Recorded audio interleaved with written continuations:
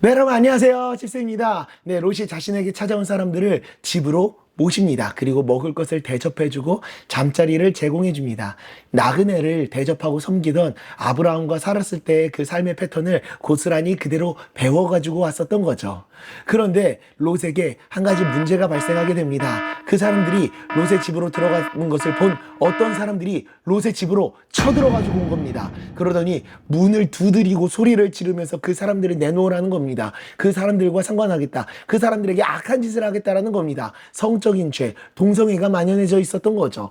이 당황스러운 상황에 롯은 사람들을 지키기 위해서 저리 가라고, 그런 일은 절대 일어나서 안 된다며 막아내려고 합니다.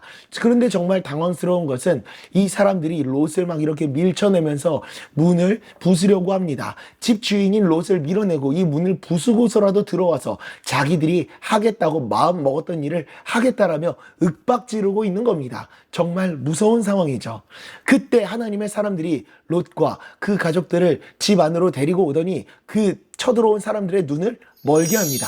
그렇게 소리를 지르고 문을 부수려고 하던 사람들이 갑자기 눈이 멀어가지고 앞을 볼 수 없게 되는 겁니다. 그래서 문이 어디 있나 해서 여기저기를 찾아 헤매이고 돌아다니게 됩니다. 그 덕에 롯은 그 위기를 넘어가게 됐었던 것이고요. 우리는 이 이야기 속에서 죄의 심각성을 볼 수 있어야 됩니다. 지난번에 말씀드린 것처럼 소돔은 부와 풍요를 누리며 살아가던 그런 곳이었었습니다. 하지만 그 풍요로운 삶으로 인해 향락과 쾌락에 빠져버리고 죄를 일삼는 삶을 살아가게 됐었던 겁니다. 그리고 그 죄가 점점 심해져서 사람들에게 나쁜 짓을 하고 그것을 아무렇지도 않게 생각했고 심지어 사람들을 죽이는 죄까지도 서스럼없이 저지르게 됐었던 겁니다. 자기들의 쾌락과 만족을 위해서라면은 타인이 입는 피해 따위 아무렇지도 않다. 사람이 죽어도 나는 상관없다. I don't care.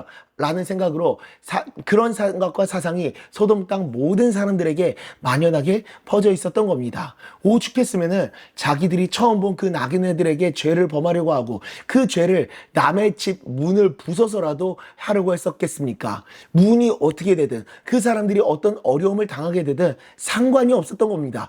죄에 대한 의지가 강해졌었던 것이고 죄를 짓기 위해서 수단과 방법을 가리지 않았었던 겁니다. 근데 죄라고 하는 것은 한번 짓기 시작하면은 그 죄에 대한 감각이 점점 더 무뎌지게 되고 아무렇지도 않게 생각을 할 수 있습니다. 그래서 그 죄의 강도가 점점 더 강해지고 죄를 짓기 위해서 수단과 방법을 가리지 않게 됩니다. 심지어 사람의 생명까지도 아무렇지도 않게 생각하면서 우리는 이 모습을 보면서 죄에 대한 두려움과 경각심을 가져야 합니다. 뭐 이 정도는 괜찮겠지 하면서 죄와 악행이라는 것에 대해서 가볍게 생각하고 조금씩 죄에 빠지게 되면 죄에 대한 감각, 우리의 양심은 더 무뎌지게 되고 죄를 짓는 것에 대해서 아무런 거리낌도 느끼지 못하게 될 것이고 이 소돔 사람들처럼 죄를 짓기 위해서라면은 수단과 방법도 가리지 않는 그러한 모습에 빠지고 결국에는 멸망에 빠지게 될 겁니다. 잠언 4장 18, 19절입니다. 의인의 길은 돋는 햇살 같아서 크게 빛나 한낮의 광명에 이르거니와 악인의 길은 어둠 같아서 그가 걸려 넘어져도 그것이 무엇인지 깨닫지 못하느니라. 아멘.